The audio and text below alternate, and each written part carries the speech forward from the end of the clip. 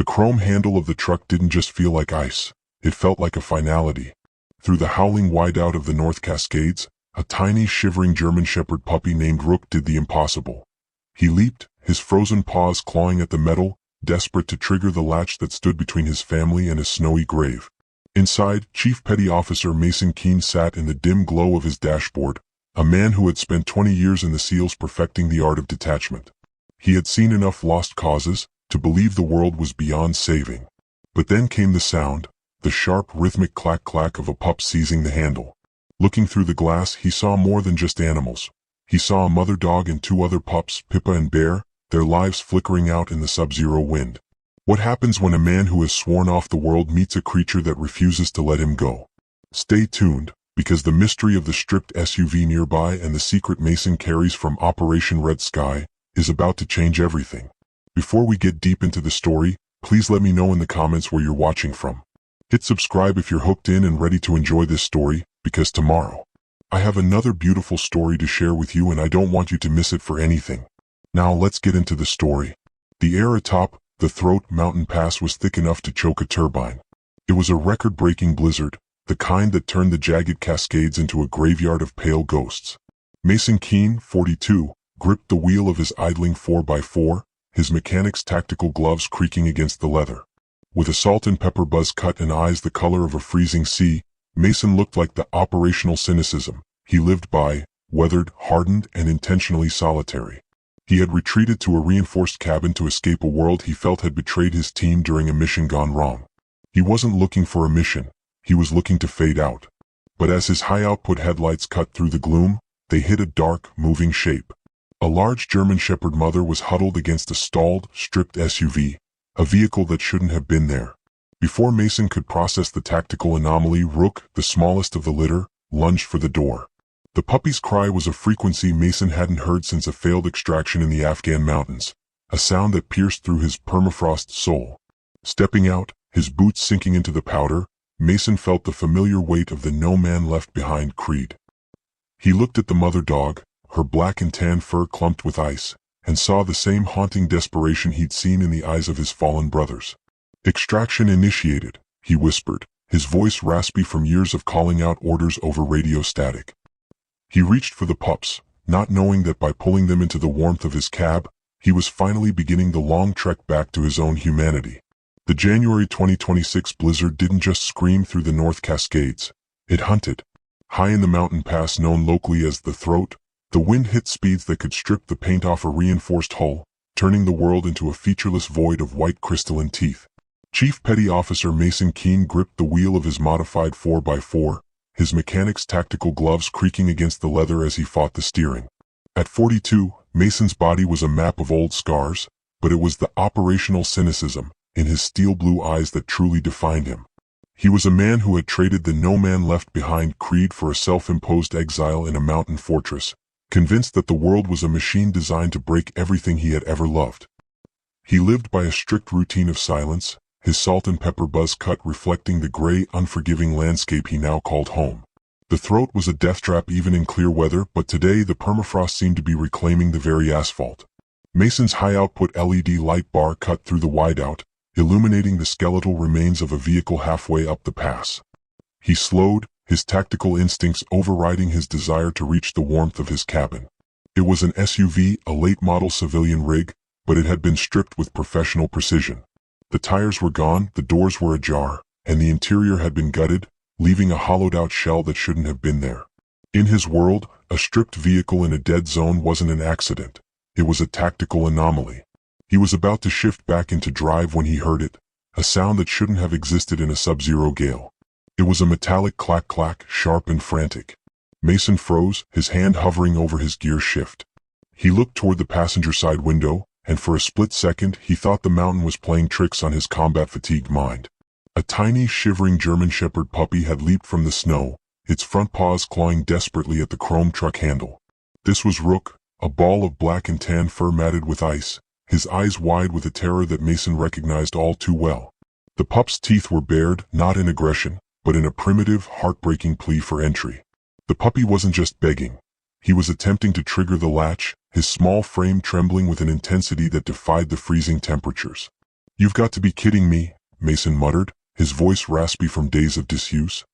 He reached for the door handle, but as the interior light flickered on, he saw the rest of the tactical situation. Huddled beneath the chassis of his own idling truck, seeking the meager warmth of the exhaust, were three more shapes. There was the mother, a large German shepherd whose amber eyes were locked on Mason's with a haunting, silent demand for mercy. Beside her were two more puppies, Pippa and Bear, their bodies pressed into her chest, their breathing shallow and rhythmic in the way that precedes the final sleep. Their fur was frozen stiff, and their cries had long since been drowned out by the howling wind. The sight hit Mason like a kinetic strike. It mirrored the exact moment in his past, Operation Red Sky, when he had been forced to leave an extraction point as the light faded from his brother's eyes. The permafrost around his heart, the cynicism he had worn like armor, began to fracture under the weight of Rook's paws against the glass. He couldn't leave them. To do so would be to finally admit that the man he used to be was truly dead. Mason didn't hesitate any longer. He reached into the back seat for his tactical medical kit and a stack of wool blankets. He stepped out into the biting cold, the wind slapping his face with the force of a physical blow. His boots sank deep into the powder as he knelt toward the mother dog.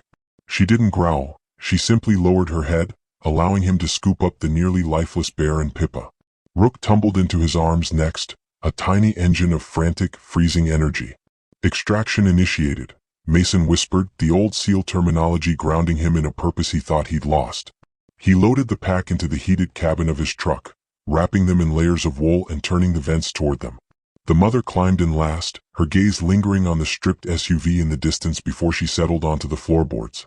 Mason climbed back into the driver's seat, the adrenaline masking the bite of the cold. He glanced at the stripped SUV one last time as he shifted into gear, but as his headlights swept over the steering column of the abandoned vehicle, his heart skipped a beat. The wires hadn't just been stripped for parts. They had been cut with specialized serrated shears, the kind used by tactical units to disable a target's escape route. As he pulled away, Rook crawled into his lap, pressing a cold, wet nose against Mason's gloved hand. Mason looked down at the pup, but his mind was racing. If those dogs hadn't been abandoned by accident, it meant someone was still out there in the wideout, and they weren't looking to be rescued. They were hunting something or someone much closer to Mason's cabin than he wanted to admit. The heavy, steel-reinforced door of the garage slid shut with a pneumatic hiss, sealing out the murderous howl of the Cascades. Inside, the air was still and smelled of gun oil, lithium batteries, and organized discipline. This wasn't a standard mountain garage. It was a high-tech tactical workshop designed by a man who expected the world to end on a Tuesday. Chief Petty Officer Mason Keene didn't park his truck and sigh with relief. He transitioned immediately into a high operational tempo, his mind running through a triage checklist he hadn't used in 3 years. He cleared a workbench with a single, sweeping motion, sending a stack of schematics fluttering to the floor. The garage floor was heated, a luxury he'd installed for working on his rig in sub-zero temperatures. But it wasn't enough for the 3 puppies whose core temperatures were plummeting toward the point of no return. Mason moved to a storage locker labeled sustenance and pulled out a crate of MREs, meals ready to eat. He didn't want the food, he wanted the flameless ration heaters, FRHs. With the precision of a man who had performed emergency field surgery under heavy fire, Mason activated a dozen FRHs. He poured a small amount of water into the plastic sleeves, starting the exothermic chemical reaction between the magnesium and iron powder. As the sleeves began to hiss and emit steam, reaching temperatures near 100 degrees Celsius, Mason wrapped them carefully in thick, olive-drab shop towels to prevent direct skin contact. He created 3 thermal nests on the workbench, lining them with space blankets to reflect every bit of heat back toward the small, shivering bodies of Rook, Pippa, and Bear. "Stay with me, Rook," Mason grunted, his salt and pepper beard flecked with melting ice as he tucked the smallest pup into the center nest.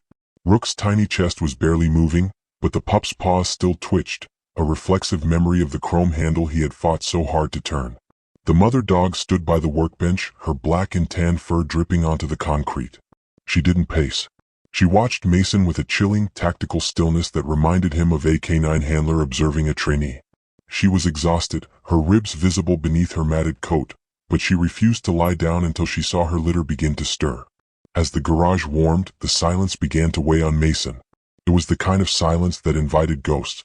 Looking at the pups wrapped in military-grade wool, a flash of Operation Red Sky hit him like a physical blow. He was back in the Hindu Kush, the air thin and tasting of copper.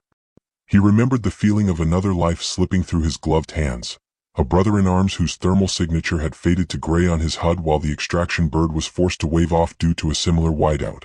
That mission had left him cynical and detached, a warrior who believed he was cursed to lose whatever he tried to protect. He shook the memory away, his jaw tightening. He looked at the mother dog and then back at the puppies. In his mind, they were no longer just strays. In the cold logic of a Navy SEAL, he reclassified them.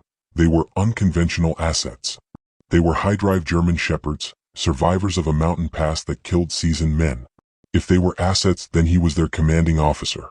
And a CPO didn't let his assets fail. He began to prep a syringe with a warm saline and glucose solution, a makeshift for the most dehydrated of the bunch, Pippa. He moved with a grace that belied his broad-shouldered, weathered frame, his scarred knuckles steady despite the emotional permafrost beginning to melt in his chest. He was protecting them now, not because he wanted to feel, but because the no man left behind creed was a hardwired directive that even exile couldn't erase. The mother dog finally settled at his feet, her head resting on his boot. Mason reached down, his fingers brushing the thick fur of her neck. He expected to feel matted ice or perhaps an old scar. Instead, his fingertips snagged on something hard and metallic embedded deep against her skin. He leaned down, his brow furrowed, and parted the fur. It wasn't a standard pet microchip. It was a ruggedized, encrypted tracking puck, the kind used by private military contractors to monitor high-value cargo in conflict zones. As he touched it, a small red LED on the device, previously dormant, began to blink in a steady, rhythmic pulse. It was a signal. And if the device was active, someone on the other side of that mountain now had a lock on his exact coordinates. The rhythmic red pulse of the encrypted tracking puck was a silent alarm in the dimness of the garage, a beacon calling out to whoever had abandoned the mother dog and her litter to the elements. Chief Petty Officer Mason Keene, a 42-year-old veteran of the most elite reconnaissance units, didn't believe in coincidences. He believed in patterns and predator behavior. He stood by the workbench, his scarred knuckles resting near the space blanket nests where Rook, Pippa, and Bear were finally breathing with a steady, warm rhythm. The mother dog, now a high-value asset in Mason's tactical estimation, remained at his feet, her ears twitching toward the heavy steel door. Then the perimeter alarm for his front gate chimed, a low-frequency vibration that rattled the floorboards. Mason moved to the security console, his salt and pepper buzz cut silhouetted against the glow of the FLIR monitors. A blacked-out, armored SUV sat idling at his reinforced gate, its engine humming with a precision that didn't belong to a casual visitor. Through the thermal feed, he saw a man step out of the passenger side, dressed in a high-end, weather-resistant overcoat that cost more than most people's mountain cabins. This was Elias Thorne, the local land developer known for turning rugged wilderness into gated playgrounds for the ultra-wealthy. Leaving the pups under the mother's watchful eye, Mason stepped out into the biting wind, his mechanic's gloves already forming a tactical grip as he approached the gate. The storm had slowed to a treacherous drizzle of ice, but the air still felt like a physical threat. Thorne stood there with a thin, predatory smile, a man whose operational cynicism was polished to a corporate sheen. He held out a thick manila envelope, the words "Notice TO Vacate" printed in bold across the top. "Chief Keene, I assume?" Thorne's voice was smooth, cutting through the mountain wind like a scalpel. "I've been trying to reach you regarding the Sentinel Project, land and the surrounding veterans community. You're standing in the way of progress, Mason. This notice to vacate is just the first step in clearing out the squatter neighbors and reclaiming this pass for something more profitable." Mason didn't take the envelope. His eyes were locked on the interior of Thorne's idling SUV. His SEAL instincts, honed in the harshest conflict zones, began to flare as he scanned the vehicle's cargo area. Lying on a bed of tactical webbing in the back was a pair of industrial-grade serrated shears, the exact tool used to professionally strip a vehicle's wiring and disable its escape route. The pattern clicked into place with a sickening clarity. Thorne wasn't just a developer.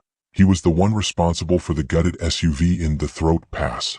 Thorne followed Mason's gaze, his smile widening as he glanced toward the garage door, where Rook had let out a small, muffled yelp. "I see you picked up some of the trash I left behind in the pass," Thorne mocked, his tone dripping with disdain for the shivering creatures inside. "Those mangy mutts are a liability, Mason. Just like those broken-down veterans you're trying to protect. They're walking vet bills, nothing more. You'd be wise to let the cold finish what it started." The no man left behind creed that Mason had tried to bury sparked into a white-hot flame in his chest. He took a step forward, his broad-shouldered frame casting a shadow over the smaller man. He didn't need a weapon. His presence was a tactical deterrent.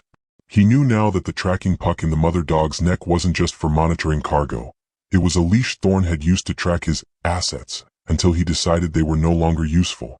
"The notice is noted," Mason said, his voice a low, dangerous rumble. "But you're trespassing on a tactical extraction site, Thorn.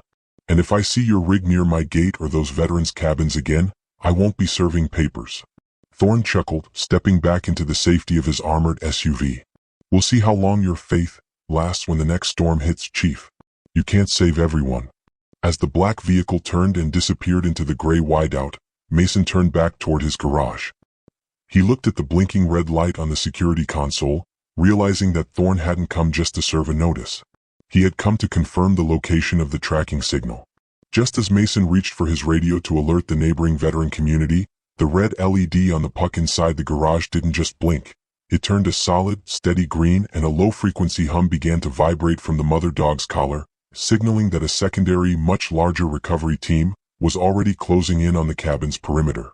The North Cascades began to weep in early April 2026. The record-breaking blizzard that had nearly claimed Rook and his siblings had finally surrendered to a violent, muddy spring thaw. Meltwater cascaded down the jagged peaks of the throat, turning the mountain pass into a chaotic slurry of runoff and ancient granite. At Chief Petty Officer Mason Keene's cabin, the permafrost was receding from more than just the landscape. The brutal, isolated winter was ending, but the tactical vigilance Mason lived by remained as sharp as ever. Rook, Pippa, and Bear were no longer the fragile, blue-tongued creatures he had dragged from the snow. At 5 months old, they were lean, high-energy engines of black and tan muscle. Mason watched them from his porch, his mechanic's tactical gloves tucked into his waistband as he observed their play. It wasn't just play, it was a tactical assessment. They exhibited undeniable high-drive genetics, the kind of focused, relentless intensity that Tier 1 military canine handlers prioritized. Pippa was the tracker, her nose constantly vacuuming the earth for anomalies. Bear was the heavy, possessive of his training toys and immovable once he set his guard. And Rook was the scout, always seeking the high ground, his intelligence far exceeding his young age. Mason decided it was time to transition his unconventional assets from survival to operation. He began search and scent work, utilizing the same fundamental principles he'd used for reconnaissance and extraction training. He used old SEAL kit bags and pieces of thermal webbing as finds, hiding them deep within the muddy timberline and the rocky outcroppings of his property. "Search," Mason commanded, his voice no longer just a raspy growl of a hermit, but the sharp, clear directive of a leader. Rook didn't hesitate. He launched into the brush, his tail a flag of determination. Watching the pup navigate the uneven terrain with a professional focus, Mason felt a strange, buoyant sensation in his chest. When Rook emerged minutes later, proudly carrying a discarded 68W trauma shear sheath Mason had hidden, the pup dropped it at his feet and barked once, a sharp, triumphant sound. For the first time in 3 long years, the operational cynicism that had acted as Mason's armor cracked completely. A short, genuine laugh escaped him, a sound that felt foreign in the thin mountain air but acted as a final extraction of the grief he'd been carrying since the failure of Operation Red Sky. It was a moment of healing he hadn't believed possible, sparked by the very creatures he had saved from the cold. "He's got the drive of a Belgian Malinois and a German Shepherd's body," a voice called out from the driveway. Sarah, the local veterinarian and daughter of a fallen soldier, stepped out of her mud-splattered truck. She had been checking on the pups weekly, acting as the emotional bridge Mason didn't know he needed. She walked over, scratching Rook behind the ears, but her expression turned professional as she looked at Mason. "You're doing more than just training pets, Mason," she said, her eyes meeting his steel-blue gaze with an intensity that matched his own. "You're building a unit. These dogs have the potential to be the best search and rescue team this county has ever seen. They're unconventional assets in every sense of the word." Sarah stayed for the afternoon, helping Mason refine their scent detection drills and testing their responses to various tactical distractions. She shared stories of her father's service, and for the first time, Mason spoke openly about his vision for the Sentinel Project, a specialized rehabilitation and search and rescue center that could serve both abandoned dogs and the wounded veterans in the mountain community. As the sun began to dip behind the peaks, casting long, bruised shadows over the melting snow, Mason took the dogs for a final patrol near the perimeter fence. The mud was deep, and the receding snow line was revealing things that had been buried for months. Near the spot where Elias Thorne had stood weeks earlier to deliver the vacate notice, Rook suddenly went rigid.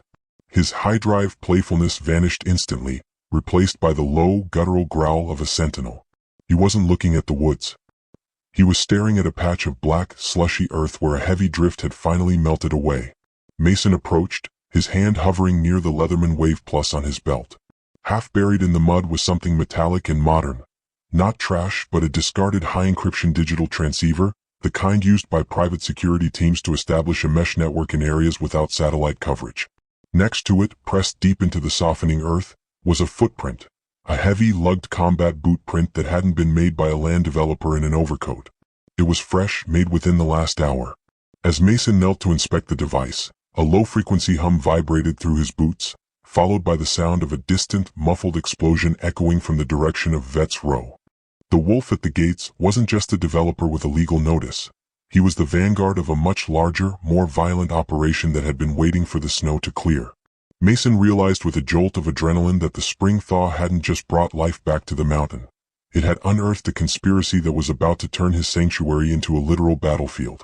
The barometric pressure didn't just drop. It plummeted, triggering a series of sharp, rhythmic chirps from the sensors integrated into Mason's cabin security hub. In the North Cascades, a monster storm in late spring was a perverse alchemy of physics. A rain-on-snow event where warm, tropical moisture from a Pineapple Express slammed into the lingering glacial air of the peaks. The result was a catastrophic increase in kinetic energy. The saturated snowpack, now weighing thousands of tons, began to lose its grip on the prehistoric granite beneath. Mason Keene stood in his mudroom, the flickering fluorescent lights casting long shadows over his salt and pepper buzz cut as he tightened the laces on his Salomon Forces boots. Outside, the world sounded like it was being torn apart by a giant, unseen hand. Then came the sound that every mountain dweller fears, a low-frequency tectonic groan that vibrated through the soles of Mason's feet before it reached his ears. It was followed by a sharp crack, the sound of the transceiver-sabotaged ridge finally giving way. A massive debris flow, a slurry of mud, boulders, and splintered timber, thundered down the slope toward Vets Row, the cluster of cabins housing the elderly veteran community. "Rook, Pippa Bear, kid up." Mason barked, his voice cutting through the roar of the rain with a command authority that had once moved SEAL teams through the valleys of the Hindu Kush. The pups didn't hesitate. The high-drive genetics Mason had been honing for weeks shifted into an operational state. He fitted each dog with a Ray Allen tactical K9 vest, specialized harnesses equipped with integrated Garmin Alpha 300i GPS tracking collars and high-intensity LED strobes. He checked his own gear, a Leatherman Wave Plus on his belt, an IFAK individual first aid kit, strapped to his thigh, and his Arc'teryx leaf hardshell pulled tight against the deluge. This wasn't just a rescue, it was a combat extraction against an elemental enemy. The trek to Vets Row was a nightmare of unstable terrain. The access road was gone, replaced by a jagged scar of raw earth and down power lines that hissed and popped in the mud like dying snakes. Mason moved with a calculated rhythmic pace, his eyes constantly scanning for the thermal signatures of survivors, though the torrential rain made his handheld FLIR unit nearly useless. He relied on his unconventional assets. Pippa sent. "Find them." The young female dropped her nose to the churning mud. Despite the rain washing away surface odors, the high-drive intensity he'd fostered allowed her to lock onto the deep, subterranean scents trapped in air pockets beneath the debris. She lunged forward, her powerful haunches driving her through the muck. Bear followed as the heavy, his larger frame and protective instinct keeping him positioned between Pippa and the precarious, shifting slope above. Rook, ever the scout, stayed on Mason's flank, his ears swiveling to catch sounds Mason's human ears could never hope to distinguish over the storm. They reached the edge of the community just as the main power transformer for the row exploded in a shower of blue sparks. 3 of the 5 cabins were partially buried, their structural integrity compromised by the weight of the slide. "Over there." Mason signaled, spotting a hand waving from a shattered window of the leftmost cabin, the home of Sarge Miller, a Korean War vet who had become the unofficial mayor of the row. As Mason began to dig with a folding tactical spade, Pippa suddenly diverted, her tail stiffening. She began to bay, a deep rhythmic sound that signaled a live find. She was digging frantically at a pile of splintered pine 20 yards to the right. Mason signaled Rook to stay with Sarge while he and Bear moved to Pippa's location. Beneath the timber they found a young girl, the granddaughter of one of the veterans, trapped in a void created by a fallen roof beam. She was shivering, her lips blue from early onset hypothermia. "Bear, guard," Mason commanded, placing the large pup next to the girl to provide immediate body warmth, a technique he'd adapted from the MRE heater drills in the garage. Mason worked with the efficiency of a man who had performed extractions under RPG fire, his mechanic's gloves shredded by the jagged wood as he cleared a path. He pulled the girl free, wrapping her in a thermal space blanket.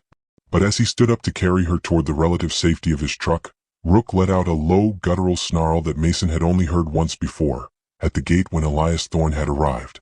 Rook wasn't looking at the landslide. He was staring up at the darkened tree line above the cabins. Mason looked up, squinting through the stinging rain. For a split second, the lightning illuminated a silhouette that didn't belong to a rescue worker or a frightened veteran. It was a man in full tactical kit, holding a long-range spotting scope, his presence a chilling confirmation that the monster storm provided the perfect cover for more than just a landslide. Mason's hand went to his radio to call for Sarah and the local authorities, but as he keyed the mic, he found nothing but a wall of high-frequency white noise. The wolf at the gates hadn't just watched the mountain fall. He had brought a signal jammer, and as a second, smaller explosion rocked the base of the ridge, Mason realized the landslide wasn't finished, and neither was the hunt. The high-frequency white noise bleeding through Mason's radio was a tactical death sentence. In the world of unconventional warfare, a jammed signal meant the wolf at the gates wasn't just observing. He was preparing to sanitize the AO area of operations. Chief Petty Officer Mason Keene stood in the churning muck of Vets Row, his Salomon Forces boots anchored into the shifting hillside as the monster storm threatened to pull the entire ridge into the abyss. He had 5 elderly veterans, a terrified 7-year-old girl, and 3 5-month-old puppies that were now the only eyes and ears he could trust. "Sarge, listen to me," Mason said, his voice a low, disciplined rasp that cut through the thunder. He gripped Sarge Miller's shoulder, his mechanic's tactical gloves slick with mountain slurry. "The road is gone. Comms are dark. Thorne's recovery team is on the ridge with long-range glass and likely suppressed platforms. If we stay in these cabins, we're sitting ducks for the next slide or a breach team. We move to my cabin via the high ridge. It's a silent extraction. No lights, no talking." Sarge, a man who still carried the steel of the 1950s in his spine, nodded once.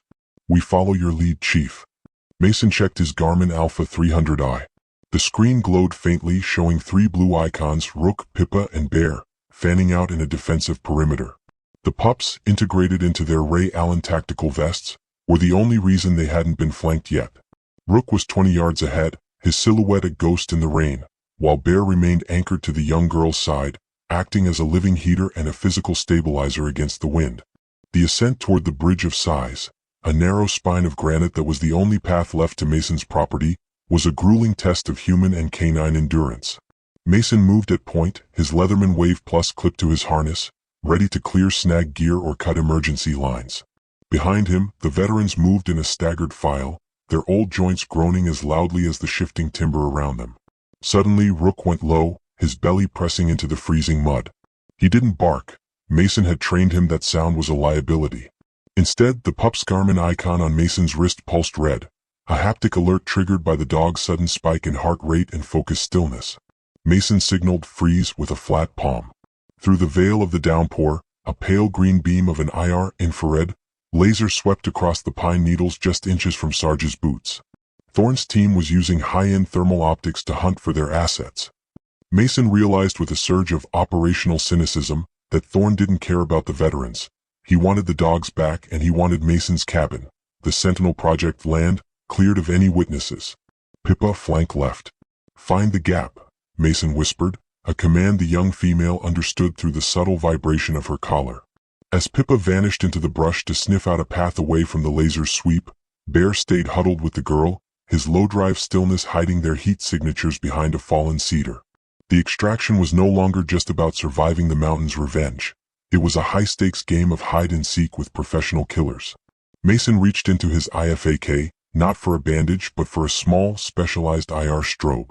He attached it to a branch and activated it, creating a thermal ghost to draw the merc's attention away from the ridge. They reached the Bridge of Sighs as the rain turned to stinging sleet. The granite was slick and a 1,000-foot drop waited on either side. Mason rigged a guide rope, his hand steady despite the biting cold. One by one he guided the veterans across. Rook crossed last, his high drive focus keeping his paws sure on the treacherous stone. Just as Mason reached the far side, the wind carried a sound that chilled him more than the sleet, the metallic snick of a bolt being cycled and a muffled thump that didn't come from the storm. A suppressed round struck the granite beside Rook's head, sending a spray of stone shards into the air. The recovery team had found them. Go. Into the tree line. Mason roared, abandoning silence for speed as he scooped up Rook and lunged for cover. They scrambled into the dense timber of his property, the cabin finally visible as a dark fortress against the lightning-scarred sky. But as they approached the reinforced garage, the mother dog, still inside, let out a howl of pure, agonizing warning. Mason looked at his security monitors through his mobile link, his heart stopping. The Sentinel project wasn't a sanctuary anymore. The red LED on the mother's tracking puck had stopped blinking and was now a solid, blinding white, and his garage doors were standing wide open to the storm. Could the recovery team have already breached the fortress, or is the mother dog leading Mason into a trap he never saw coming? The groan of the cabin's foundation was a sound Mason Keen felt in his marrow, a deep, rhythmic grinding of timber against shifting tectonic plates. The monster storm had transitioned from a mere deluge into a geological executioner. As the group neared the structure, a massive fissure opened in the earth just yards from the porch, swallowing a century-old pine in a single muddy gulp. Mason's heart hammered a tactical rhythm against his ribs. The garage doors were open, a dark maw exposing the garage infirmary to the freezing sleet, and the internal tracking puck on the mother dog was glowing a solid, blinding white, a high-value recovery, override signal.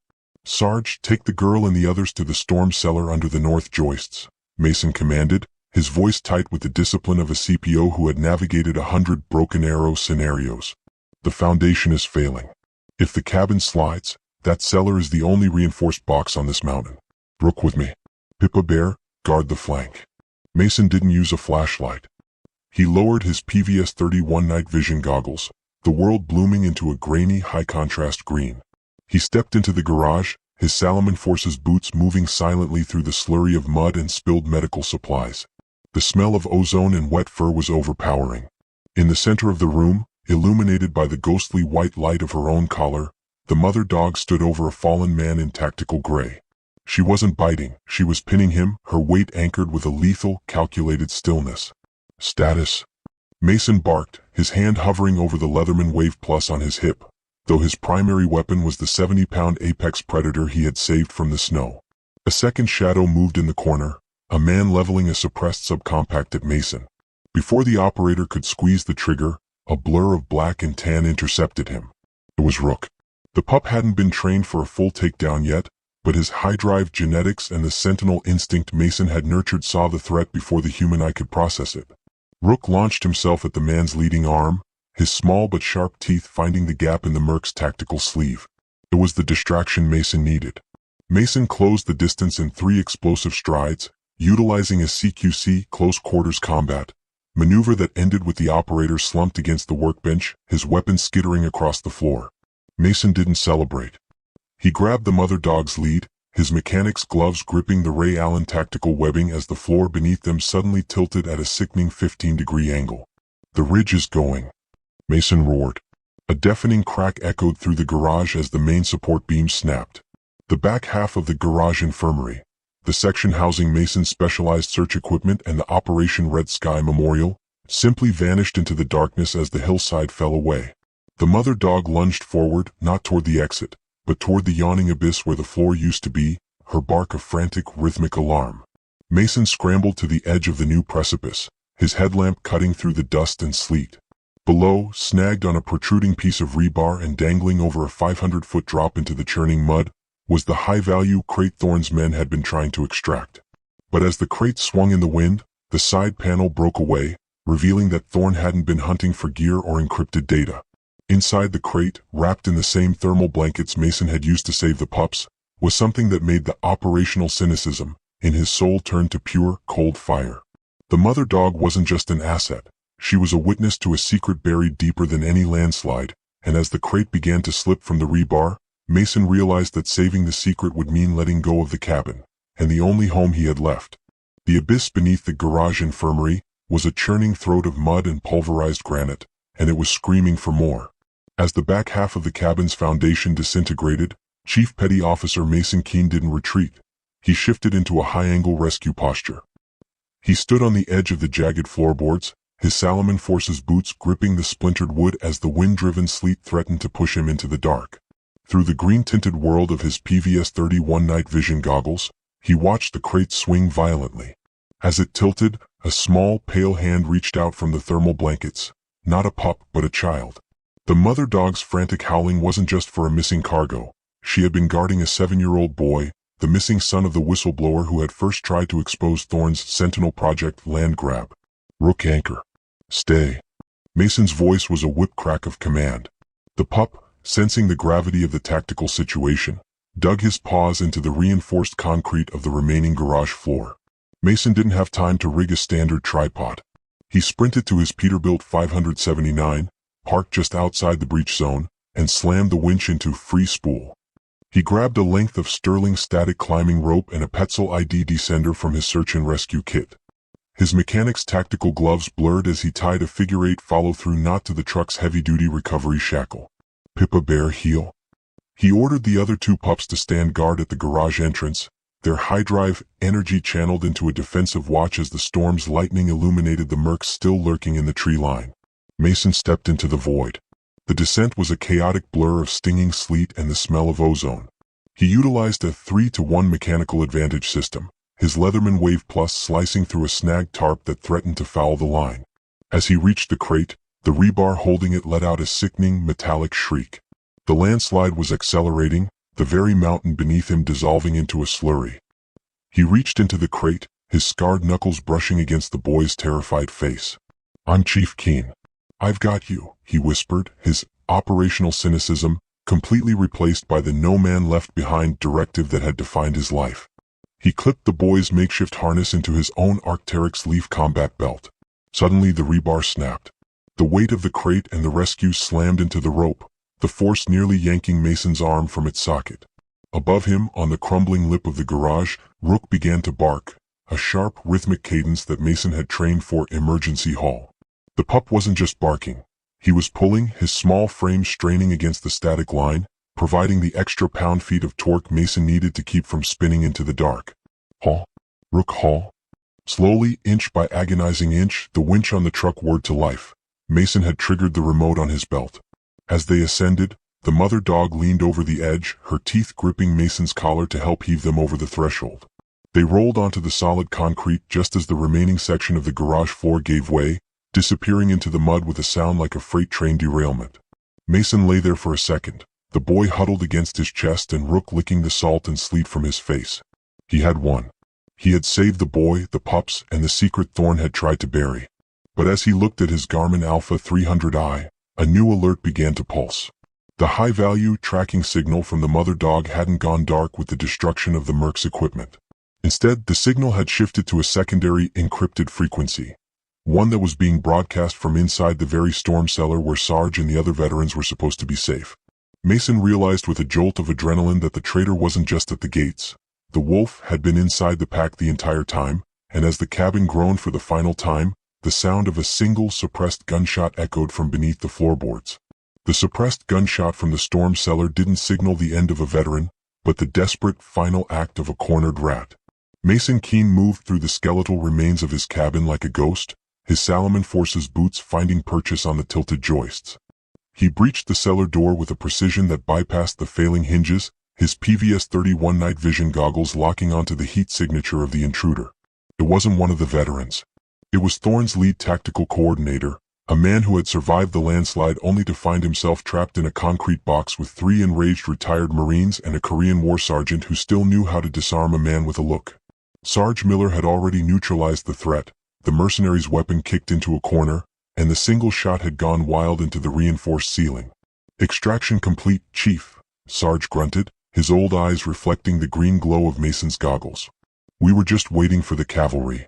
The arrest of Elias Thorne followed days later, triggered by the testimony of the whistleblower's son and the encrypted data Mason had recovered from the abyss.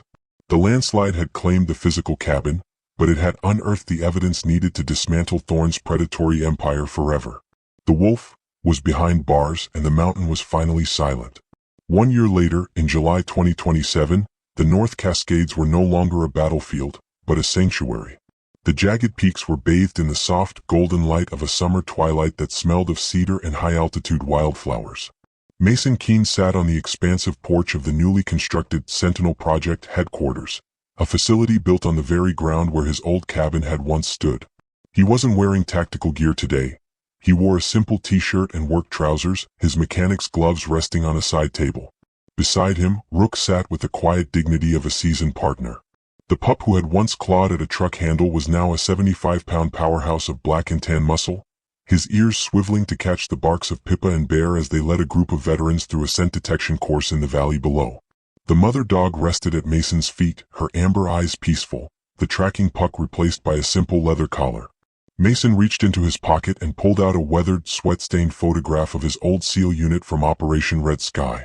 For 3 years, this image had been a source of paralyzing guilt, a reminder of the men he couldn't pull from the dark. But as he looked at their faces now, the operational cynicism that had been his only companion was nowhere to be found. He didn't see failure. He saw the lineage of the creed he had finally reclaimed. He set the photo down on the table, his hands steady.